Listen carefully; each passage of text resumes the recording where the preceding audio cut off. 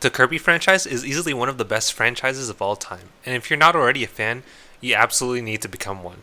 Kirby is one of Nintendo's most charming, creative, and consistently fun franchises ever made, and here's 5 reasons why Kirby is so amazing. Reason number 1, the games are amazing. I mean, come on now. How many games out there let you use dozens of different powers, eat your enemies, and roll through vibrant worlds as a literal pink puffball of destruction and happiness? There's none. Kirby games are one of a kind, a certified gem in Nintendo's massive crown of iconic titles. Every mainline Kirby game is just so creative with colorful level designs and unique power-up abilities, from Kirby's Adventure on the NES to Kirby and the Forgotten Land, turning the pink puffball into a 3D explorer for the first time. The series continuously evolves while staying true to its heart. Sure, Kirby games aren't hard. You're not going to rage quit like you would in Dark Souls or Cuphead, but that's not the point. Kirby games are about fun. The kind of fun that reminds you don't need to play single player games like it's a League of Legends ranked match. They're cheerful, colorful, cozy, and most of all, full of charm. Every jump, every puff, every destruction of a nightmarish god is just a continuous reminder of the world of joy you've introduced yourself to. And yeah, you should thank yourself for that. Reason number 2. The story is amazingly silly and endearing. Let's be honest, Kirby stories are pretty simple, but that's part of the charm. Most of the time it's something like, Kirby woke up, someone stole his food, and now the world is ending. And Kirby is off on some grand adventure to eat gods and break universes. You start off by chasing DDD for a friendly fight, and by the end you're fighting a cosmic eldritch god that can warp dimensions. That's the magic of Kirby. It starts cute and ends with existential horror while still being cute. But through it all, the tome never feels grim. The writing, characters, and worlds are all wrapped up in this bubbly, wholesome energy. There usually isn't any angsty anti-heroes or complex villains. The characters are goofy, lovable, and charming. Meta Knight just wants an honorable duel, King Dedede is up to some shenanigans, and Kirby just wants more food. It's storytelling at its purest, simple enough for kids, but with enough layers for fans to create video essays on how powerful and dark the villains truly are. The duality of adorable pink gore versus nightmare god is a beautiful, hilarious paradox that could only exist in a Kirby game. Reason number 3. The music slaps. If you know, you know. Kirby's soundtrack is consistently top tier. It's the perfect blend of catchy, energetic, and occasionally emotionally powerful.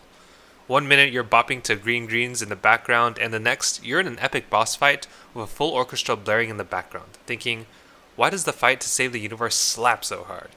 Even the sound effects are satisfying. The whoosh of Kirby inhaling is just so iconic, the pop when he transforms, that triumphant little dance that he does when he beat a boss. Everything is just so iconic and well put together. Reason number 4, the characters and world are adorable. Kirby's world, Planet Popstar, is one of the most visually distinct and delightful settings in all of gaming. From Dreamland's soft clouds and grassy plains to Magolor's high-tech dimensions, every world just bursts with personality and charm. And the characters? Come on. King Dedede, the silly king of Dreamland that rivals Kirby half the time and just wants to befriend the other half. Meta Knight, the mysterious masked swordsman that appears there to assist Kirby on his journey with a duel.